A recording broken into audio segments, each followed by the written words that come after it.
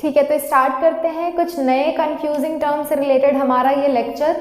आज हम समझेंगे फेलम क्या होता है, फेलोडर्म क्या होता है, फेलोजेन क्या होते हैं और पेरिडर्म क्या होता है। लगभग सेम दिखने वाले टर्म्स हैं और इन्हीं को हम कहते हैं कंफ्यूजिंग टर्म्स, है ना।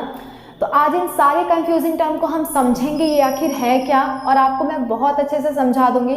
तो लेक्चर को पूरे लास्ट तक देखना, बहुत ईजी वे में आपको बहुत अच्छे से समझ में आ जाएगा। ठीक है, तो स्टार्ट करते हैं आज की क्लास को। आज हम देखने वाले हैं फेलम, फेलोजेन, फेलोडर्म क्या होता है, इतनी बातें देख लेंगे, फिर लास्ट में देखेंगे पेरिडर्म क्या होता है। ठीक है, ये जो वर्ड है ना, ये वर्ड आपके प्लांट से रिलेटेड है। प्लांट का अगर मैं टीएस लूँ, टीएस मतलब ट्रांसवर्स सेक्शन, है ना, आपको पता होगा। अगर किसी चीज़ को, मान लो ये मार्कर है, अगर इसको ऐसे काटा जाता है तो हम कहते हैं लॉन्गिट्यूडनल सेक्शन, ऐसे काटते हैं तो हम कहते हैं क्या, ट्रांसवर्स सेक्शन। बात समझ में आई। तो हम ऐसे काट के अगर प्लांट को देखें तो प्लांट का जो है ना वो कुछ इस तरह से दिखता है। ठीक है, इसके अंदर एक लाइन होती है, देखो ये तो क्या है, बाहर वाला होता है एपिडर्मिस, एपिडर्मिस। अंदर जो मैंने लाइन बनाई है वो क्या है, एंडोडर्मिस। ठीक है, एंडोडर्मिस। और ये जो जगह है, ये जो खाली जगह, ये भरी होती है कॉर्टेक्स सेल से।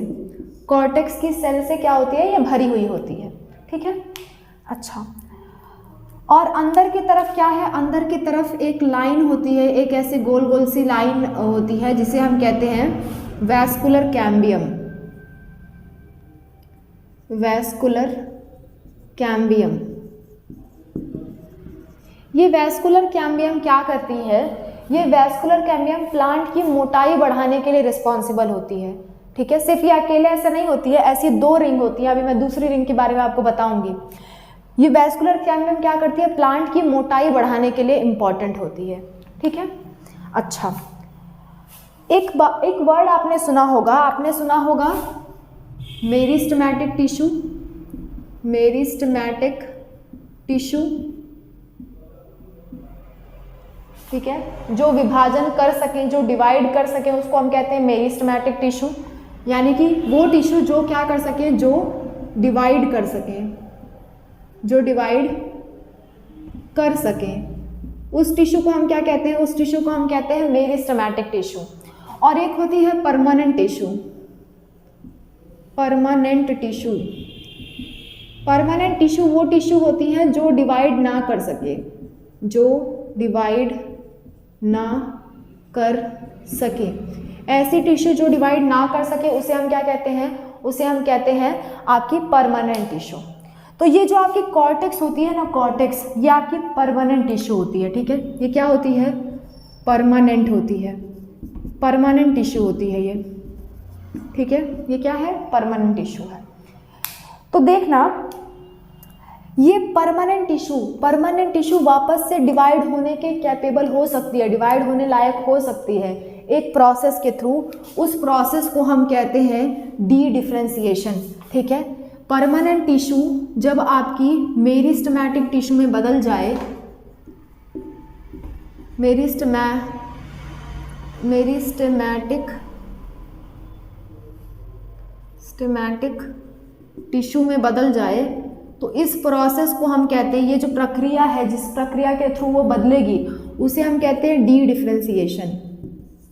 डी डिफरेंशिएशन, ठीक है, यानी ऐसी प्रोसेस जिसके थ्रू जो आपके परमानेंट टिश्यू है वो मेरिस्टेमेटिक हो जाए, उसे कहते हैं हम डी डिफरेंशिएशन।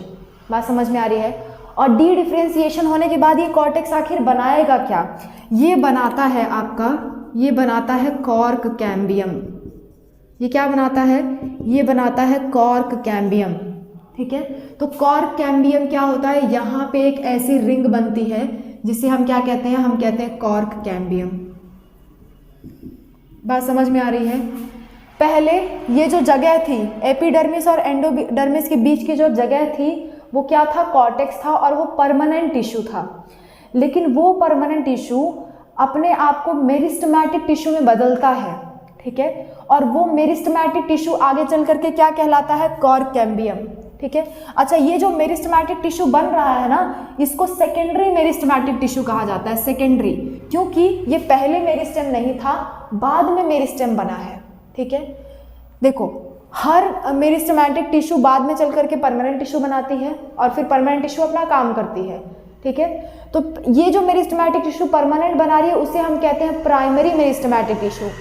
परमानेंट जब वापस से मेरिस्टेमेटिक बनाएगी तो उसे हम कहते हैं सेकेंडरी मेरिस्टेमेटिक टिश्यू। बात समझ में आ रही है? मेरिस्टेमेटिक टिश्यू क्या बनाती है? परमानेंट टिश्यू, और परमानेंट से जब वापस से मेरिस्टेम बनता है तो उसे हम कहते हैं सेकेंडरी मेरिस्टेमेटिक टिश्यू, और पहले वाले को क्या कहेंगे? Primary meristematic tissue. तो ये जो आपका कॉर्क कैम्बियम है, ये क्या है? सेकेंडरी मेरिस्टेमेटिक टिश्यू है, ठीक है। अच्छा, इसी कॉर्क कैम्बियम का दूसरा नाम क्या होता है? फेलोजेन होता है, ठीक है। इसी कॉर्क कैम्बियम को हम क्या कहते हैं? इसी कॉर्क कैम्बियम को हम कहते हैं फेलोजेन, ठीक है। फेलोजेन मतलब कॉर्क कैम्बियम। इसी कॉर्क कैम्बियम को हम क्या कहते हैं? हम कहते हैं फेलोजेन, ठीक है। दूसरी बात, ये कॉर्क कैम्बियम ना, देखो ये जो लाल वाली लाइन है वही आपकी कॉर्क कैम्बियम है। वैस्कुलर कैम्बियम, कॉर्क कैम्बियम दोनों हेल्प करती हैं प्लांट की मोटाई बढ़ाने के लिए, प्लांट की गर्थ बढ़ाने के लिए, ठीक है। प्लांट की गर्थ या मोटाई बढ़ाने के लिए कौन रिस्पॉन्सिबल होता है? वैस्कुलर कैम्बियम और कॉर्क कैम्बियम। यानी कि ये लोग क्या कर रहे हैं? डिवाइड कर रहे हैं। तो कॉर्क कैम्बियम कुछ डिवाइड करेगा अंदर की तरफ, और अंदर की तरफ डिवाइड करके बनाएगा कॉर्टेक्स, और बाहर की तरफ डिवाइड करेगा, और बाहर की तरफ डिवाइड करके बनाएगा क्या? कॉर्क बनाएगा, ठीक है। क्या बनाएगा? बाहर की तरफ कॉर्क बनाएगा, और अंदर की तरफ क्या बनाएगा? कॉर्टेक्स बनाएगा।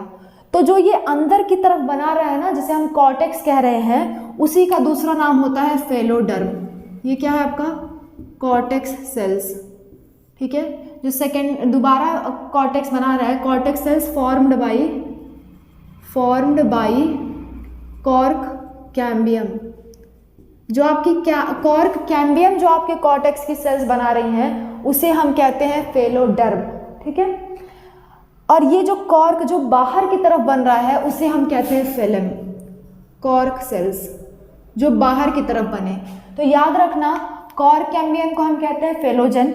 जब ये बाहर की तरफ डिवाइड करती है, बाहर की तरफ बनाती है कॉर्क सेल, और अंदर की तरफ बनाती है क्या? अंदर की तरफ बनाती है कॉर्टेक्स, ठीक है। और इसी तीनों को मिला करके फेलम, फेलोजन और फेलोडर्म, इस तीनों को मिला करके हम कहते हैं पेरीडर्म, ठीक है। पेरीडर्म, यानी कि जो आपका फेलम, फेलोजन और फेलोडर्म है, इस तीनों को मिला करके हम कहते हैं पेरीडर्म, ठीक है। तो आपको समझ में आ गया होगा ये चारों टर्म्स है क्या। एक होता है आपका फेलोजन जो कि सेल्स को जनरेट करता है, तो आप ऐसे याद कर लेना फेलोजन जो कि जनरेट करेगा, और जनरेट कौन कर रहा है? आपका कॉर्क कैम्बियम। तो आपका फेलोजन क्या है? कॉर्क कैम्बियम है, जो कि 2 लेयर जनरेट करेगा। बाहर के साइड बनाएगा कॉर्क सेल, अंदर के साइड बनाएगा कॉर्टेक्स। कॉर्क को हम कहते हैं फेलम, एंड जो कॉर्टेक्स है उसको कहते हैं फेलोडर्म, ठीक है। क्योंकि वो डर्मिस वाला पार्ट है, यानी अंदर वाला पार्ट है, तो उसे हम कहते हैं फेलोडर्म, और बाहर वाले को फेलम, ठीक है। और इन तीनों को मिला के फेलम, फेलोजन, फेलोडर्म, इन तीनों को मिला के हम कहते हैं पेरीडर्म, ठीक है। आई होप आपको ये सारी बातें समझ में आ गई होंगी। ये चारों वर्ड्स हैं क्या, ये आपको बहुत अच्छे से समझ में आ गया होगा। तो मिलते हैं नेक्स्ट क्लास में कुछ नए कन्फ्यूजिंग टर्म के साथ, ठीक है। ओके, आज के लिए बस इतना ही, आप इसे नोट कर सकते हो।